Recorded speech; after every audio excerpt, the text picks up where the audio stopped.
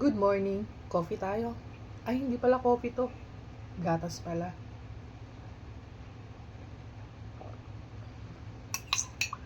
Alam nyo, magta 13 years na ako dito sa Taiwan, sa September.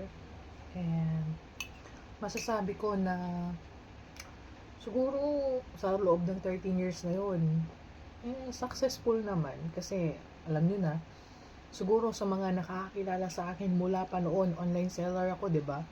Mula pa sa Cariaga Lindin. Yun yung name ko dati. Pero wala na kasi. Hanggang sa ginamit ko yung Lin Manuel ko, yung Joan Joan, ang dami kong pangalan sa Facebook na sinira ni Facebook. Lahat kasi yung sinira ni FB. Kumbaga na ano siya, na hack. Kumbaga, ewan ko kung anong nangyari.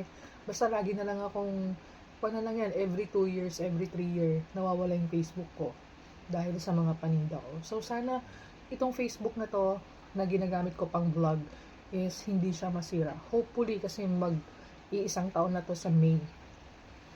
So, kwentuhan tayo, sa loob ng 13 years dito, wala pa ako naging kaibigan. Nag-straight ako sa trabaho. 9 years, di ba? Kay Lolo. Pero nung 2012 to 2015, ay nag-enjoy ako. Nag-disco ako. Gumala ako ng gumala. Nakipagbarkada ako. Halos wala akong maipon. Umuwi ako ng Pilipinas. Alam niyo kung ano yung bahay namin nun, yun pa rin. Yung inuwian ko. Walang nagbago. Kaya kayo, tigilan nyo na yan. Yung gumala ng gumala, makipagkaibigan ng makipagkaibigan. Kasi, yung kaibigan, yan ang magpapahamak sa inyo in the end. Diba? Kaya, gusto nyo maging successful, huwag kayong makipagkaibigan. Makipagkaibigan kayo, pili lang. Kasi, ang mga kaibigan na yan, uutangan ka lang. Totoo yan. Tatraidorin ka in the end. Totoo din yun. Walang halong biro.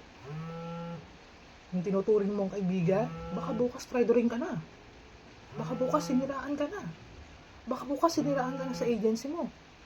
Sa broker mo. Tapos ikaw ang mawawalan. Kaya ingat. Ingat sa mga ahas.